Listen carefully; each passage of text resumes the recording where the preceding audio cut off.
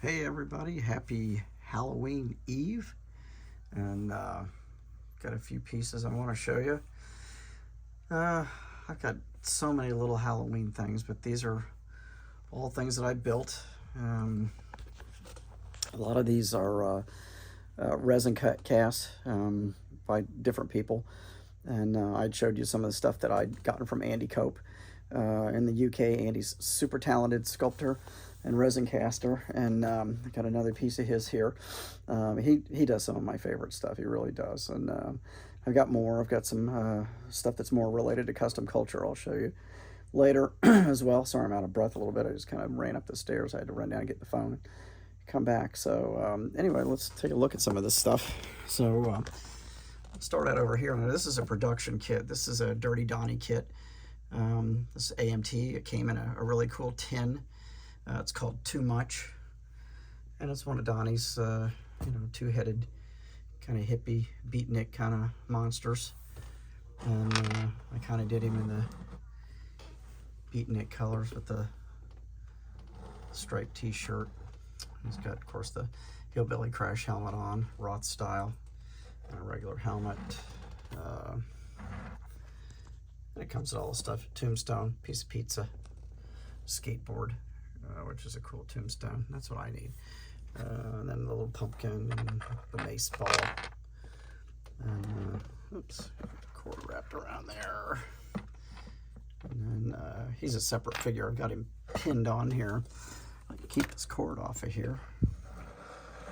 And some of Donnie's artwork on the back of him.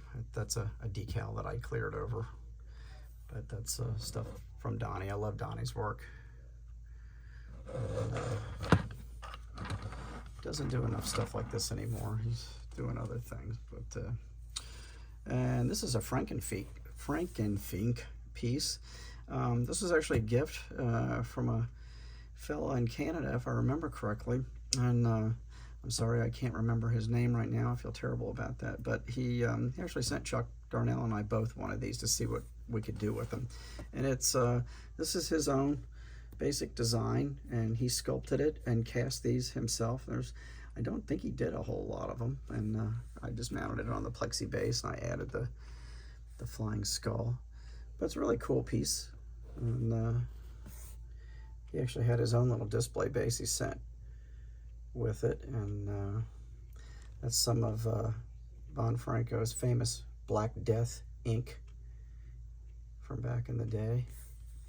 Just kind of threw that in there. But he's a neat piece. He's kind of got the, Son of Frankenstein thing going on with the fur vest. And he was missing a few fingers, and they kind of broke off in casting, but I kind of went with it and made him like, like he's losing body parts. And airbrushed him up. And, whoops. God, man. I'm on a roll today, I'll tell you what. My light just fell. This piece, of course, if you watch any of these sci-fi movies and creepy movies, this is a critter, and he was again sculpted by Andy Cope and cast, and he's rotocast, so he's mostly hollow, but a really cool piece. It's really well done. Andy just so good, and he just really does great work. He was a little top heavy, so I had to mount him on the base because he kept kind of wanting to flip over. And I kind of did my own thing, but there's several different of these guys in the movies. But there's one that's got kind of this turquoise and white little bands on him. And he's got some little turquoise areas around his eyes and his mouth, so I kind of like that one. So I went with him. And let me get some of this out of the way here if I can. This is one of my very, very favorite pieces, and this came from multiple sources.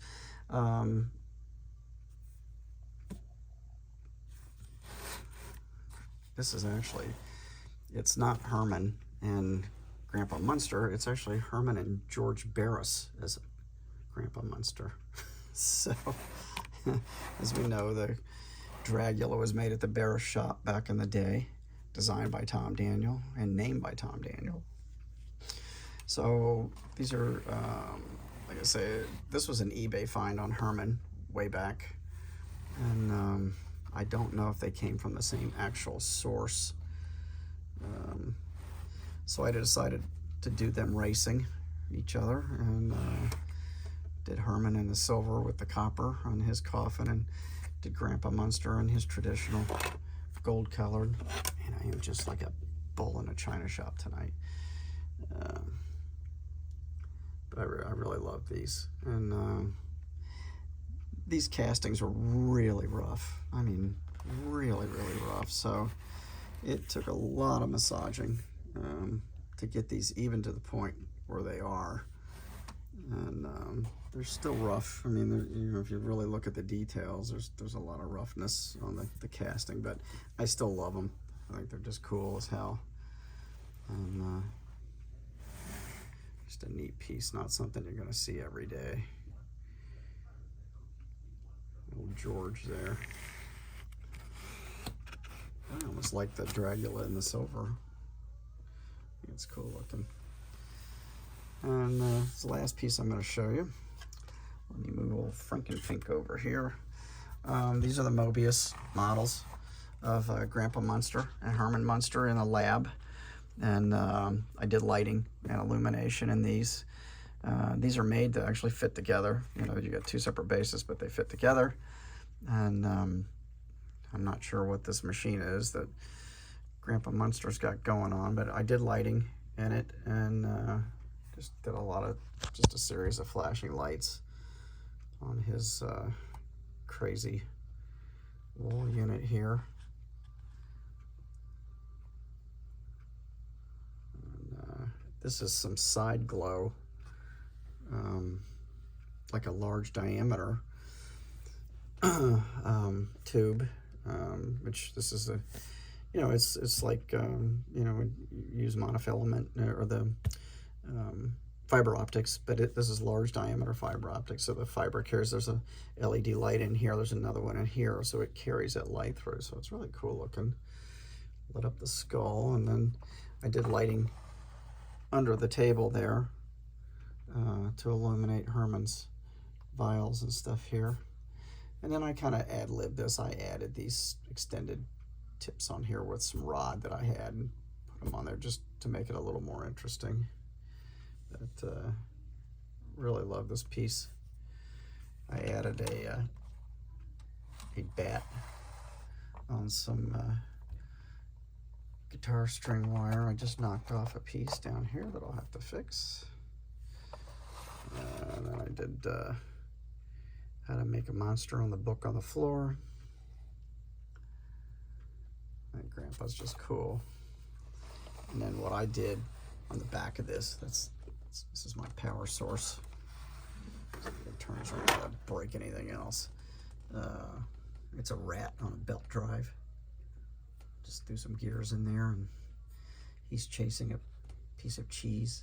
It's hanging on a wire in front of him, and that's what powers up the machine. I added these. Good grief, man! God, swear to God, I just need to go to bed. I added these glass balls on the top of the Tesla coils, and I drilled out the coils and put LEDs inside of them so they would light up not only them, but they were kind of a translucent plastic, so the light actually comes through because it's so close in there. It lights up the balls too. And just added a few other little doodads I had in my stash. I think the spider might have come with them. I know the spider webs did, which is kind of cool because they're clear. I think that's neat.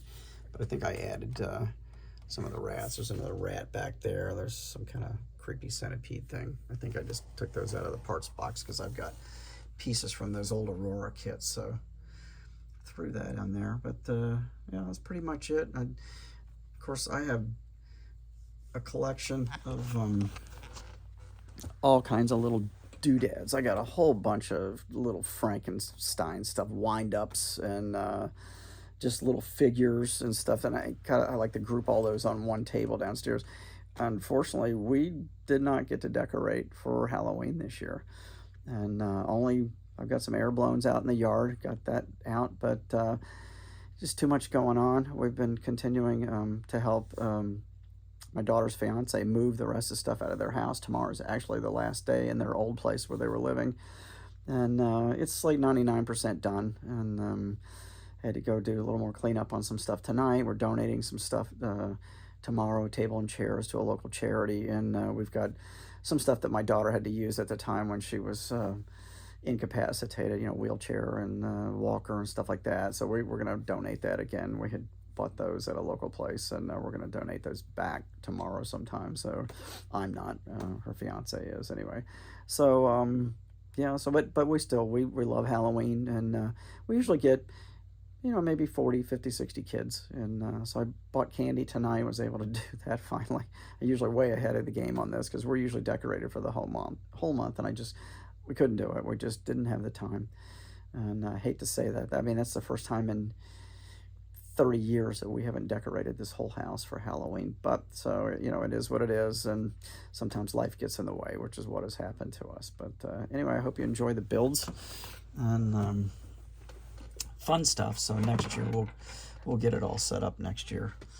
And in the meantime, we'll leave you with the Munsters, with Grandpa and Herman, and I will see you again later this week. Hoping to tape off the 8th scale Corvette body and maybe get some paint on that this weekend if the weather allows. Not sure if it's going to cool off again or not. It warmed up again. The gnats are back again. We just can't get rid of those little bastards. I mean, and they've been horrible the last few days, and I don't want those things crash landing because they do come in the garage. I don't want them crash landing in my wet paint. So, and that body is just so big, there's just like not really anywhere to put it and cover it and hide it from damage. So anyway, so we'll see what happens this weekend with that. Anyway, you guys have a happy Halloween. I've enjoyed looking at some of the others. Jess, meant to tell you your Munsters house turned out great, and looks really, really good. Great job on that. And some of the other guys have been showing some Halloween builds too. It's really cool. I always love looking at that stuff. So, all right, you guys have a good one, and I'll see you again later this week.